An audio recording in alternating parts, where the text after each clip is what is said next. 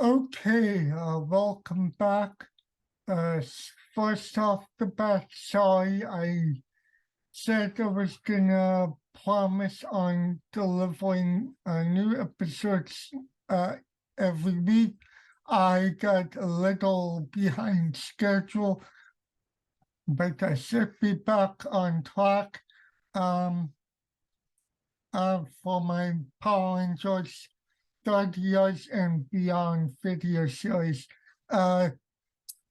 Just a clarification from the intro I did a while back, beyond aspect of it, I'm going to look at the first 30 seasons, and then we're going to go in my last entry is going to be my own commentary, while I hopefully look beyond into the next phase of the evolution of Power Rangers with the comic book, anime, new series on Netflix and stuff, and where it's gonna go from then. But today I would like to focus on the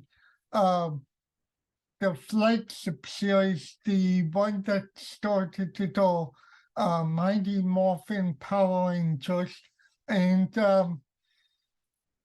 this one is a little longer than the rest of the series.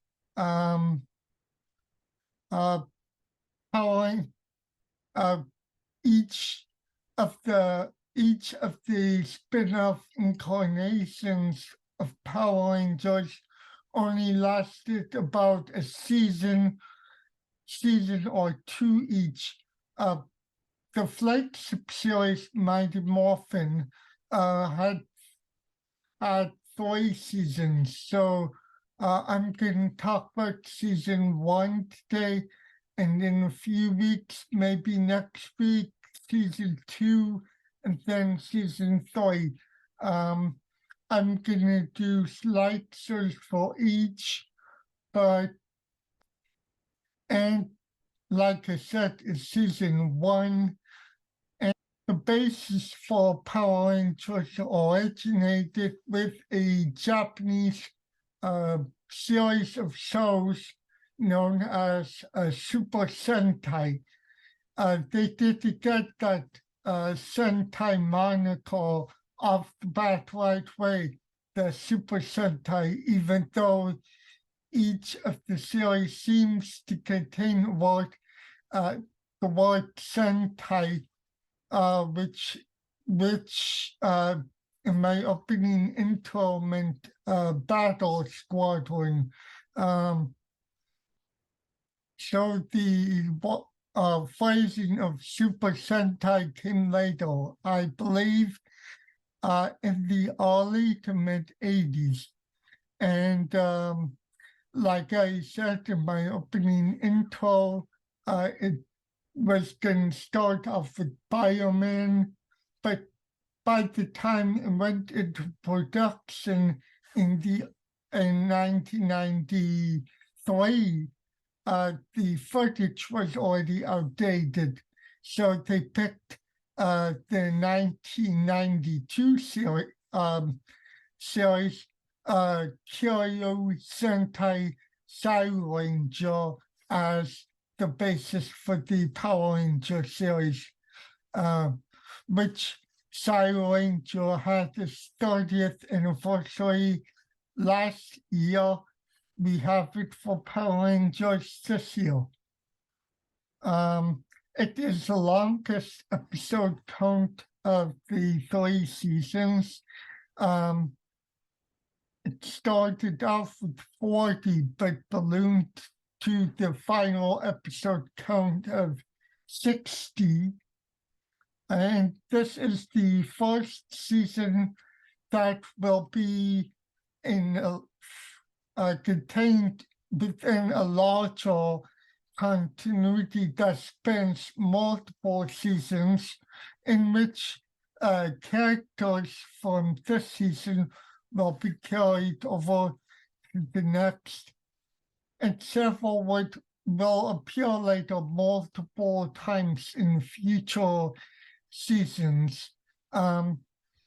Another thing that I didn't include on my background, which I would like to hear, the first 6 seasons of the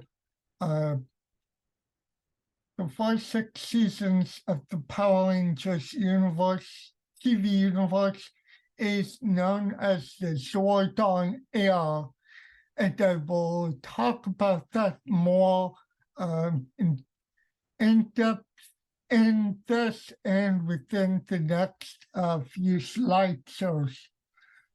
And the first half of the season incorporates Zyro Angel footage, and the second half uses only the Megazord footage because they have footage.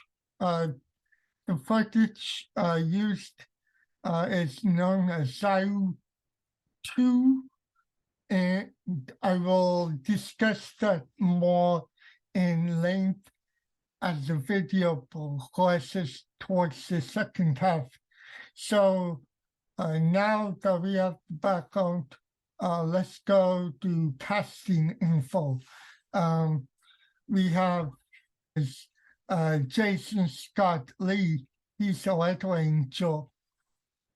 David Yost is Billy Cranston, he's blue.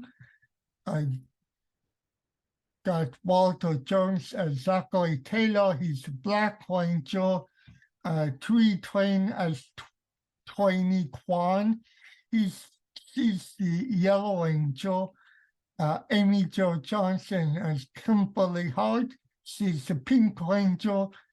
And later in the season, you are introduced to the 6th Ranger of the team, Tommy Oliver, played by Jason David Frank, and Tommy is the Green Ranger.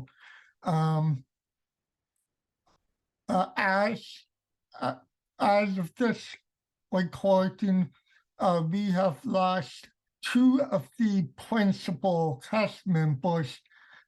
Tui Train died in an automobile accident in September of 2001, and earlier and last year we had say goodbye to Jason David Frank, who died due to suicide. So this video is kind of dedicated to the memories. In addition to the principal cast, you have either the main or supporting cast members. You've got David Fielding as Zordon, and only the face of only the face of David Fielding was used as Zordon. The voice changed soon after, but David Fielding still continued to be a prominent member of the cast list. And you have the final cast members are Broken Skull, played by Jace Paul Schreier and Jason Narvi. And with the supporting cast members, you've got Alpha 5, who is, as Billy Ward said, a fully sentient automaton. I believe I'm used the words correctly, and he is, and the robot is voiced by Richard Horowitz. You've also got members of the Angel Glove staff or student. You've got Oni, played by Rachel Janelle, who is the owner of the Angel Glove juice ball that kids usually hang out in between classes or after school for the extracurricular activities. You've got Henry Cannon playing Principal Kaplan. You've got Mrs.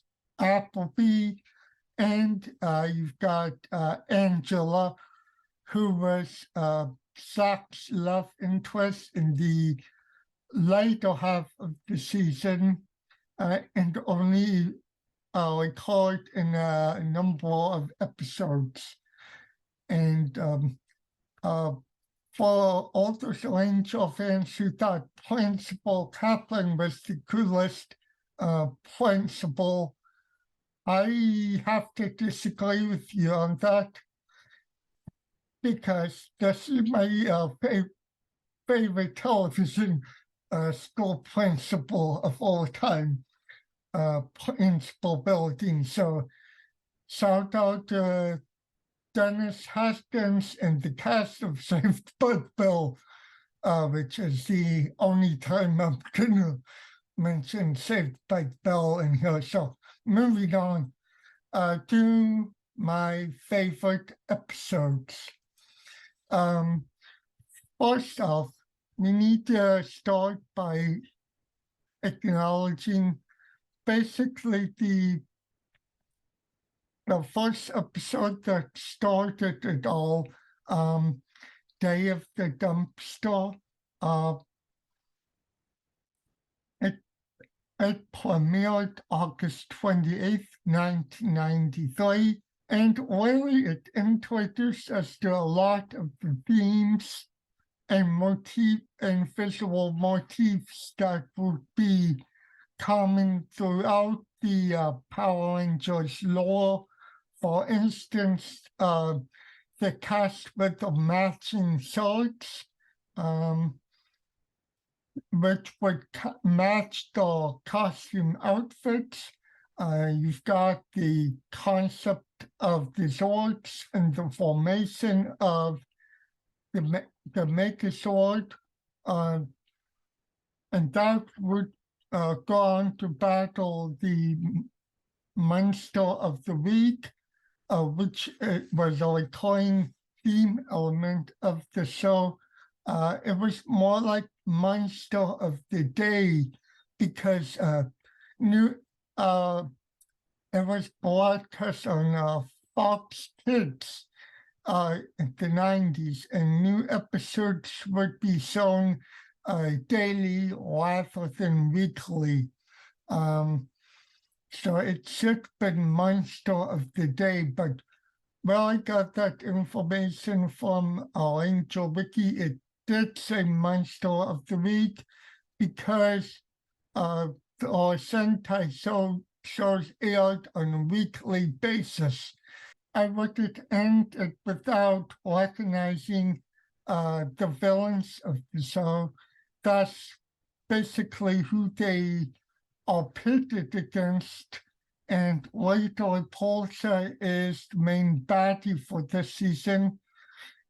And then you have the minions, Goldar, Babu, Squat, and Finster, who Finster would make up these monsters for the Rangers to fight on a daily basis.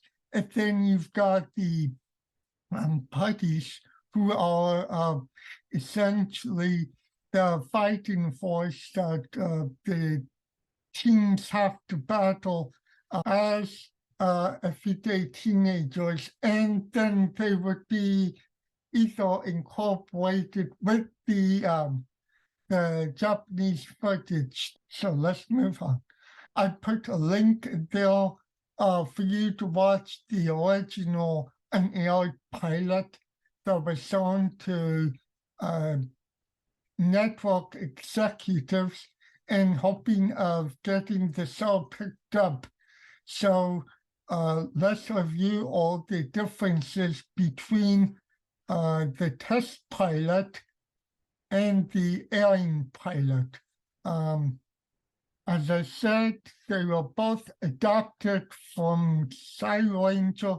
They both used the footage to incorporate in the show. That's basically about the only similarities. From there, we start breaking it down into different elements, and as you can see, it's quite drastically different. One more thing about the Cyber Angel footage before I move on. The Cyber Angel footage was different in both instances. They both, between the pilot, the unaired pilot and the aired pilot, for the unaired had footage that was incorporated in future episodes, and the aired pilot just swapped out with other footage just to establish the origins of the Rangers. So in the running time, I did mention on the duration of time is different in each one run, 16 minutes. That's an aired pilot. The aired pilot without commercials runs at 22 minutes. And between that, you start noticing some changes. One of the most notable differences is that of trainee Kwan. Like I mentioned, she's played by Tui Train in the aired pilot, but in the unaired pilot, she's played by Audrey Dubois, and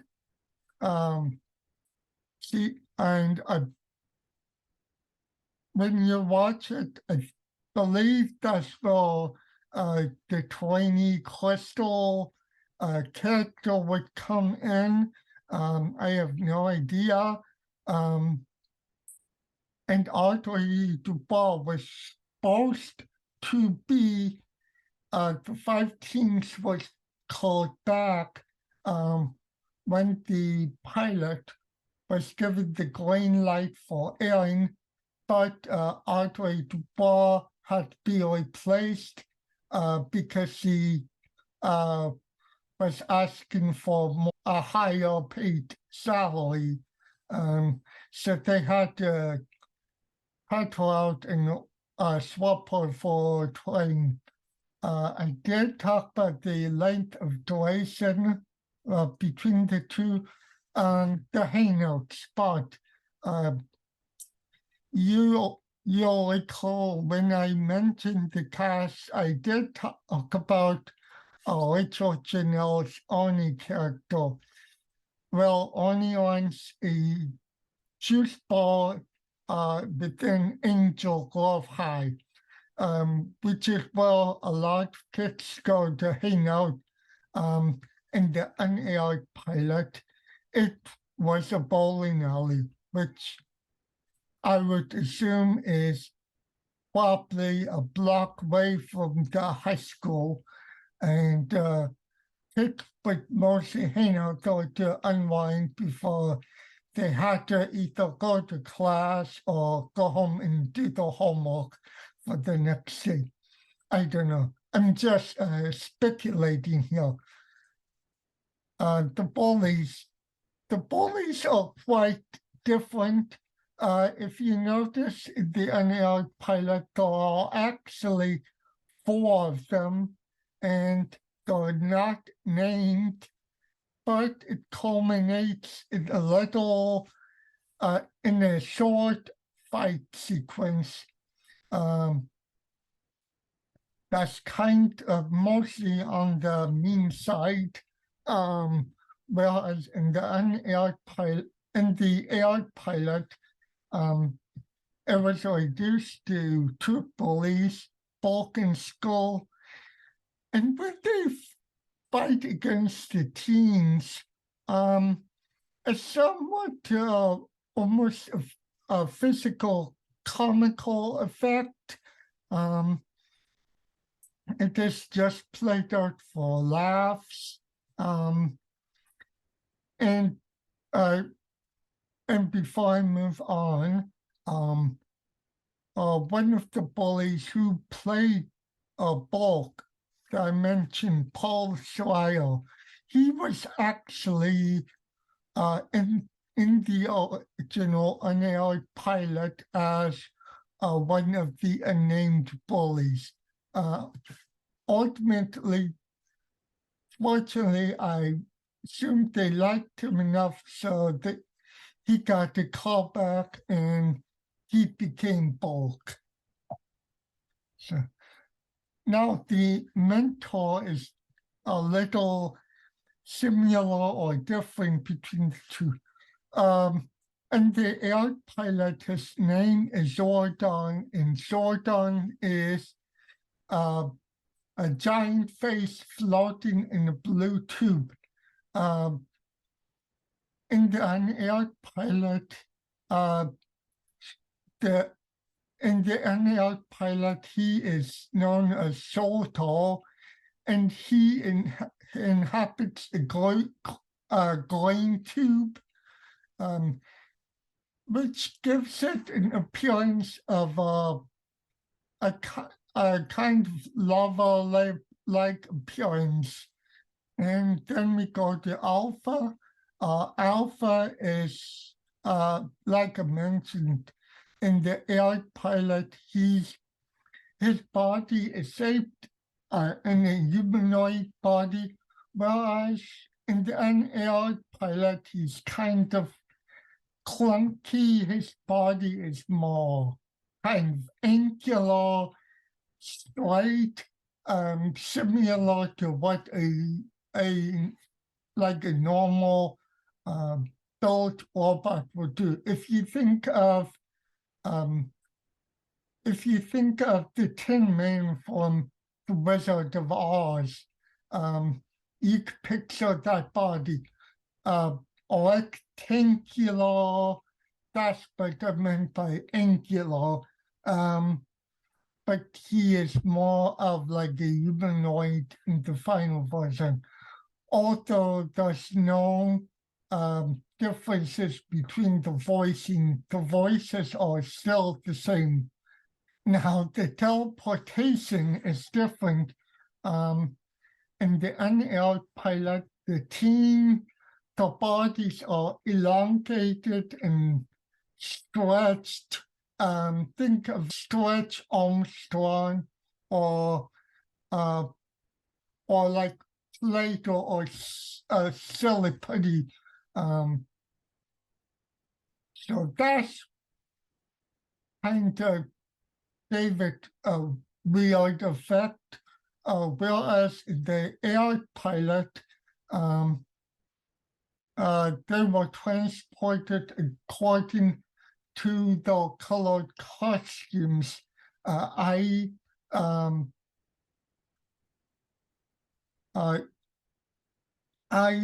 would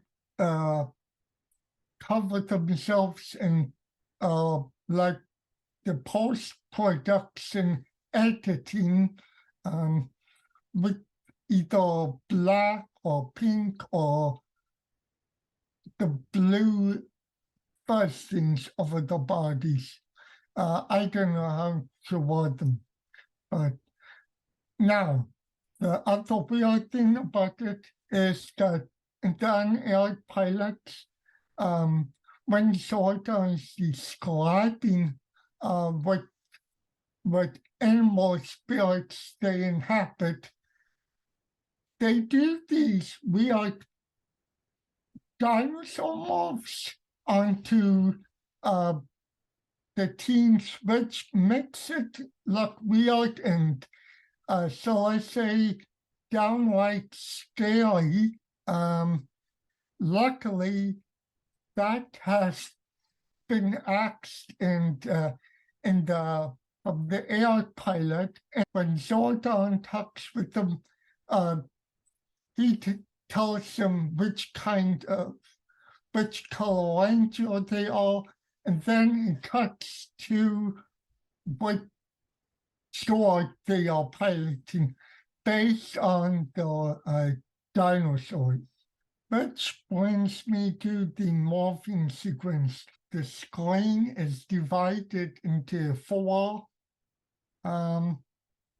For each of the teams to inhabit when they morph, and then there's a fifth separate for the leader. And I put no yelling because they don't yell between morphs. It's a normal screen and or a normal voice. Whereas in the AR, you can see in the AR pilot, the actors are on screen individually when calling the dinosaurs, and they are in front of the colorized dinomorphers. So, like I said, Zach would be black, Kimberly would be pink, and so forth and so forth. And then the robot is known, the big robot is known as dinosaur in the unaired plot, but it's changed in the actual pilot due to much cooler sounding Megazord. And when they morph, they always have call to action. So the call to action for this one is it's morphing time, and they usually scream it, followed by the dinosaur names. If I go back to the cast, Jason would be Tyrannosaurus, Billy would be Triceratops, Zach would be Mastodon, Kimberly would be Pterodactyl, Tiny would be the saber-toothed tiger, and when we get to Tommy, he has no dinosaur, but he pilots the Dragon Zord. So that's his calling Zord. And now we go from this back to talking about my favorite episodes or some of the important episodes in the series. And Peace, Love, and War, it was one of my favorite episodes. It aired on, it was the 14th episode to be aired. And for most of these episodes, they would kind of be individual episodes. So you'd have a certain number of episodes that would just be focused on main ranger, one ranger, two rangers, or like the whole team. You'd have an episode for each. So Twainy would get an episode, Jason would get an episode, and so forth and so forth. And I really did like this episode. I noticed, I think it was on some people's episodes of their favorite, of either their favorites or one of their favorites, but I really liked it because it centered on Billy. But what kind of bugs me about this episode is if you see the picture down below and on my bullet point, it was the first and only episode that gave Billy like a potential love interest. And it grinds my gears that they introduce characters throughout the storyline that could either have been either supporting characters or classmates that they see in the hallways. They could be allies, or they can even be Future Rangers themselves. But instead, they are kind of one and done, meaning they only appear in one episode and you do not see them again for the rest of the duration of the show. Some that I mentioned down below, or like Richie was seen later on, but people like Sylvie, Violet, Marge, they've only gotten like the only one-off characters, and they should have been around a little more, probably like maybe like a few episodes max.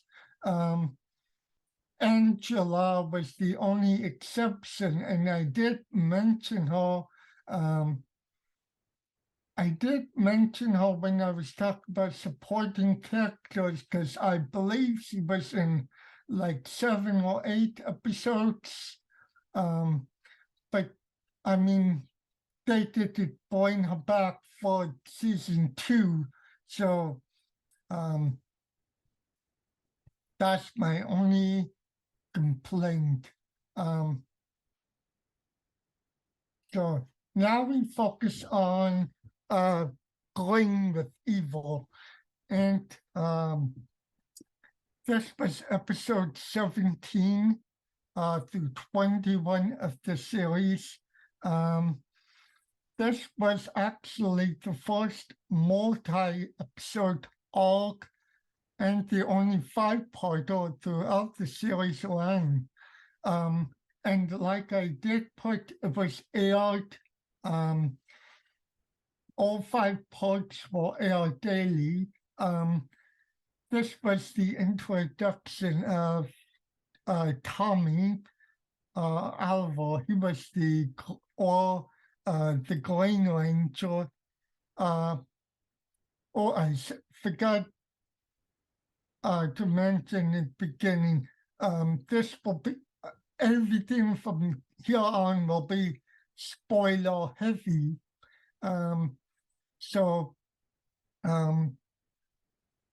But I mean, I'm talking and I'm spoiling this all for you, but if you want to watch either do the videos on YouTube, or if you want watch them on Netflix, I kind of look at spoilers a little differently. I believe when it's shown visually, it has a greater impact, other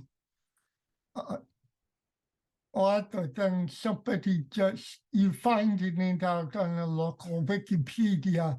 So I urge you, if you like, and your first timer, watch these shows. So that was a little spiel. I'll go back on that.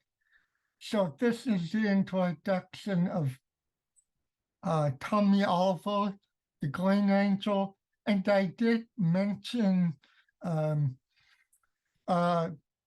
picture on bottom. This was the introduction of Scorpina, who afterwards is a member of of White Police's Legion of Doom. And she's a little different than in the counterpart, the Japanese series. In Zygo Angel, the Japanese version of Scorpina, I forgot her name, but Scorpina is the wife of Goldor. They glanced over that with the American footage. There's no mention of Goldor having a wife, so Scorpina is just another henchman. This also has a series of first, which I did mention below. Trainee is the first ranger that's attacked by another ranger. Part 2 is the first time that a ranger does not appear morphed. Part 4 marks the first time a ranger glows, and it's also the first time a ranger is seen demorphing, as well as the first time a ranger is forced out of morph, meaning they go from the superhero identities back to becoming regular powerless teenagers again. So Green Ranger was, in his bad version, the most formidable foe of the Rangers. And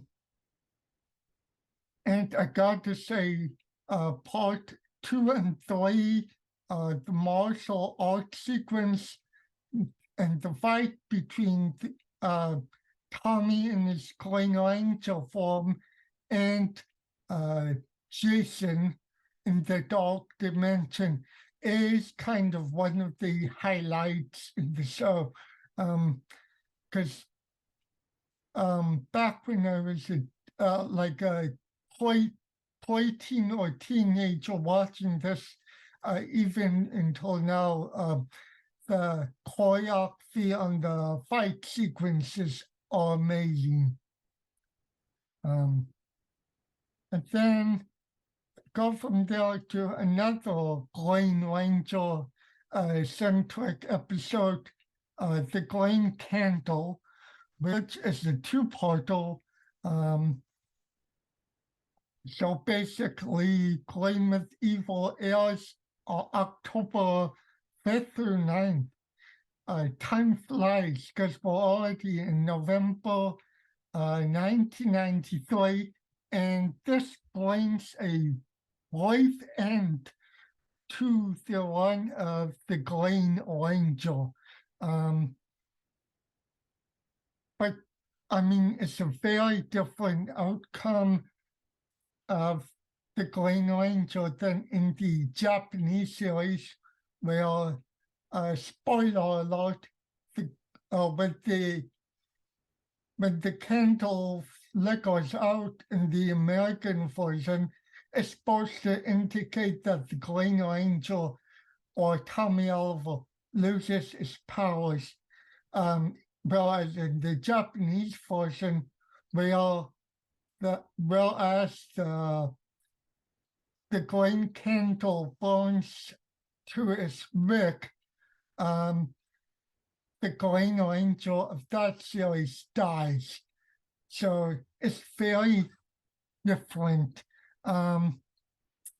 This was also very noticeable for being one of the first episodes to introduce a romantic subplot, as it establishes Tommy and Kimberly as a couple in the closing moments of part 2.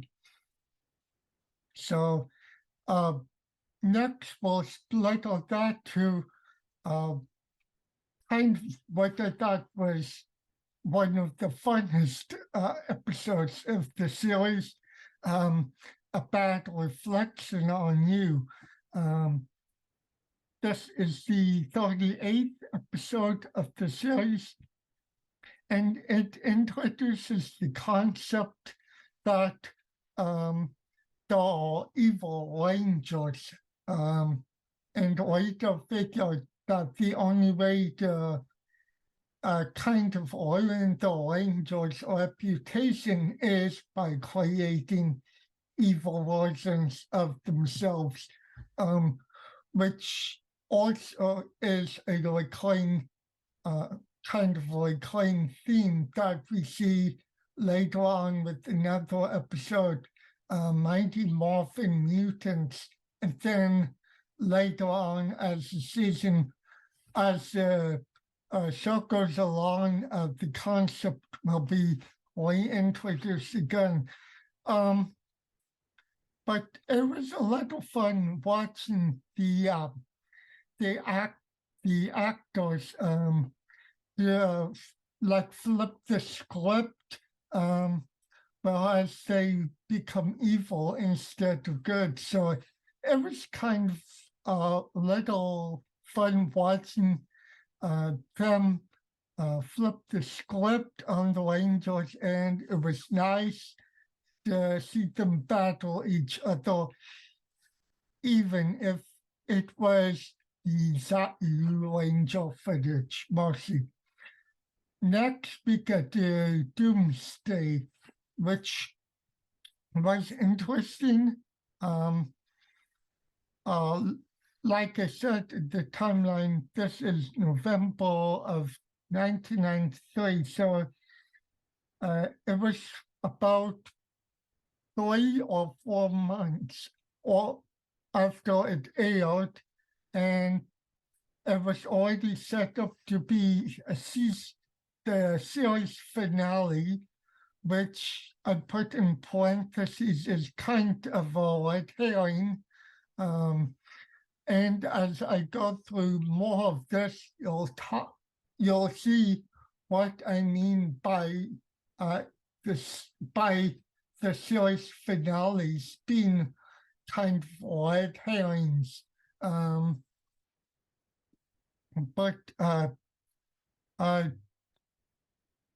it was supposed to end with Later going into space and the Power Rangers going back into the regular individual lives. But however, I mentioned the show was popular at the time, and due to the heavy popularity of the show, Fox would renew it for another 20 episodes. And due to the also the popularity that the Green Ranger had during his brief run, the character of Tommy Oliver made an appearance, and so it was a cameo, and it was also unmorphed as he lost his powers. So it was only like a 5 to 10 second role. But I mean, if this was if this was truly the original way they ended the show, I mean, it somewhat ended on a kind of a high note.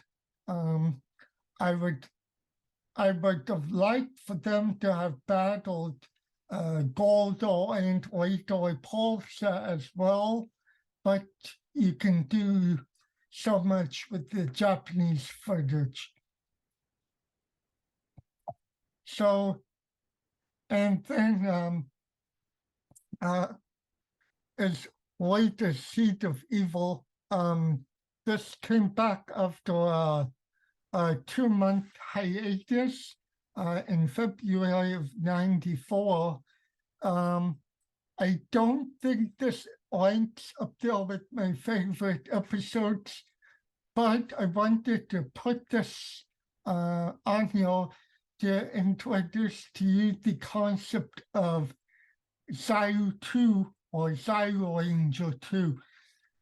And Zyro 2, what that entails is the footage is only exclusive to American audiences. So I put from the Ranger Wiki, I put like a little information down below in some bullet points which I'll read now. So as I did mention, Zyro 2 is footage that is exclusive to American audiences.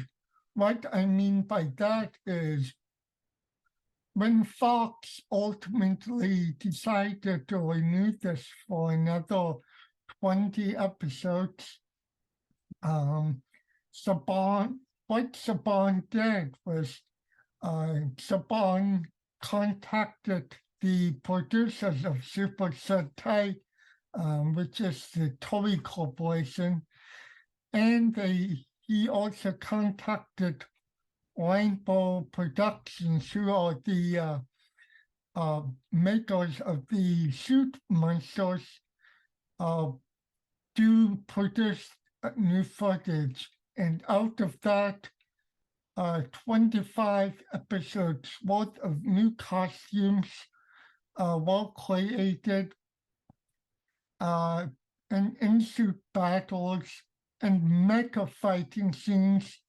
were filmed in Japan. After it was filmed, then it was sent to America, where it was spliced with the footage that was filmed in a similar fashion to the rest of Power Rangers before it. And the differences are very noticeable in that the cast when the teenagers are in costumes as the superheroes, they are giving more depth and emotion to them, meaning they care about the other team members. And what you'll see later on is they incorporated kind of the Tommy Kimberly romantic subplot into the costume tiers. So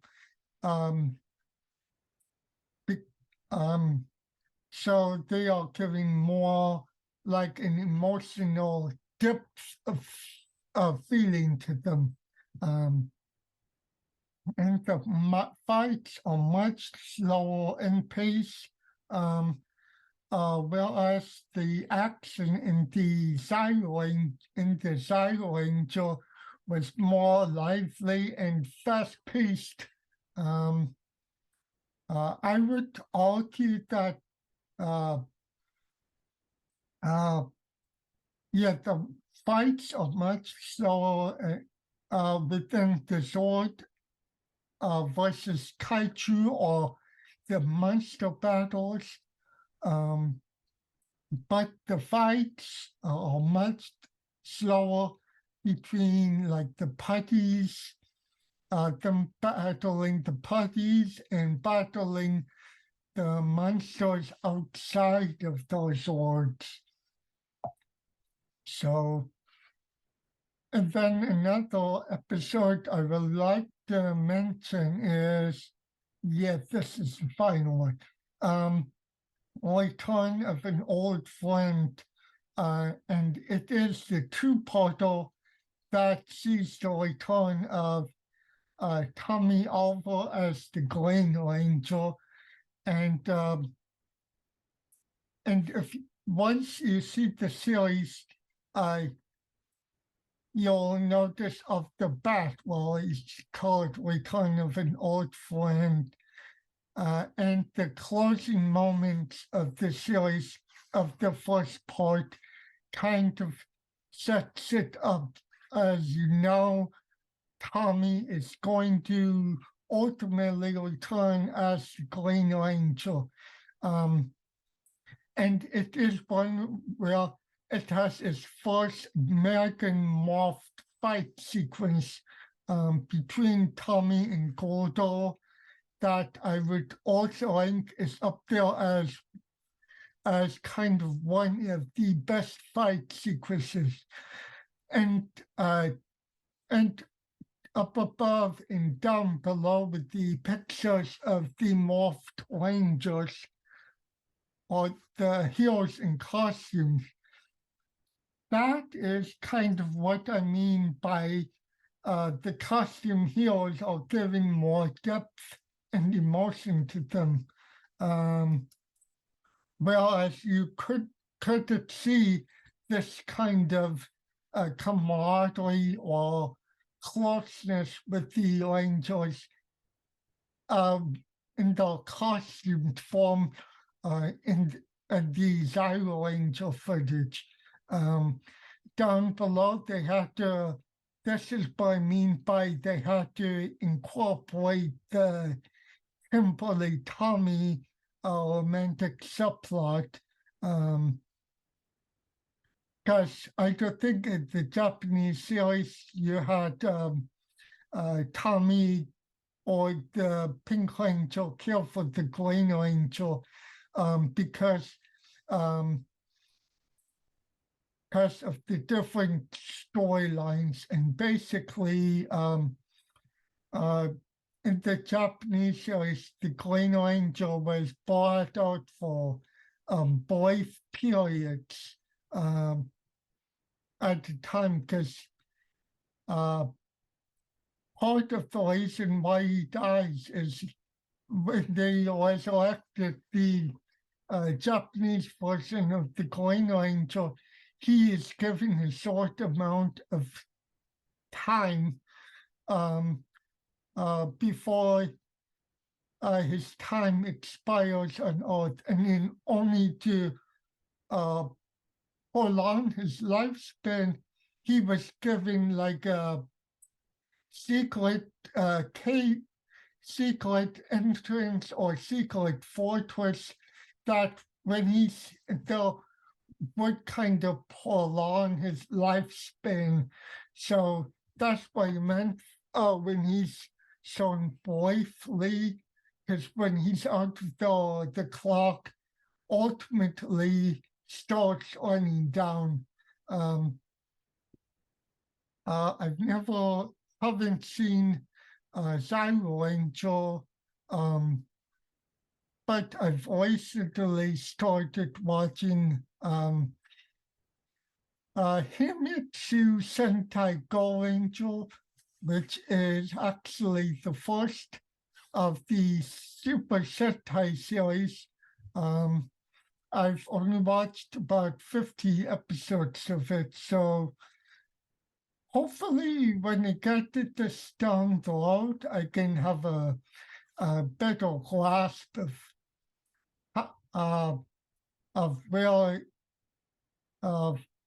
what it is down the line. So and that's the last, and also I need to mention that the shield that the Green Ranger wears in other episodes, he does give the power. He does hand the Dragon Shield and the Dragon Dagger power to Jason for a brief period, and then he gives it to Zach in the season finale, an oyster stew, which was the kind of the final episode of the season before they ultimately decide to renew Power Rangers. So that's my little slideshow presentation. I hope you guys liked it. If you have any comments or things you want me to add in future slideshows, such as favorite episodes, trivia, or anything, you can comment below, and I will make sure to mention them in future episodes. But yeah, that's the end of season 1. So I'll see you guys in a week or so when I discuss season 2.